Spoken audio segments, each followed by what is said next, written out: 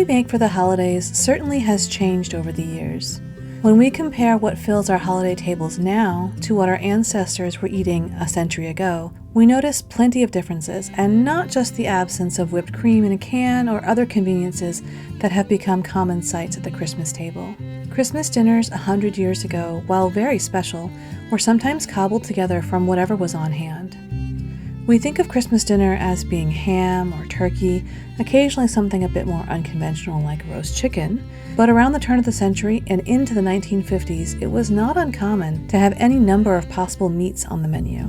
Roast beef, pork crown roast, baked fish, or even wild venison were once served for the main dish. As TV and other media presented the all-American Christmas dinner to viewers and to readers, the variety of meats deemed appropriate for the holiday meal began to shrink over time. The nation's spending habits were also rapidly changing.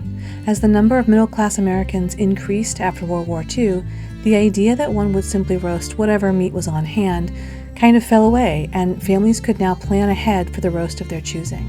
A 1900 Christmas dinner menu from the Griswold House Hotel in Detroit showed roast possum, beef with Yorkshire puddings, and lamb sweetbreads as some of the many main course options. Consommé, tomato soup, game soup, or even gumbo were common items to be served at the Christmas table. Today it's rare that you'd find soups and stews being served on Christmas Day. Christmas pudding and mincemeat pie are just two of the many English dishes, which 100 years ago at least, were still being served as special holiday dishes in the US. Available pre-made and also mentioned in many a cookbook, English-style puddings were quite common in the States up until the years following World War II. Plum pudding is still a common Christmas treat in England, but has fallen from favor stateside, often interchangeably referred to as plum pudding or Christmas pudding. The type of dried fruit inside these steamed desserts can vary quite a bit. Plum pudding was popular for centuries, and this was in part because a pudding like this can last for up to a year or longer.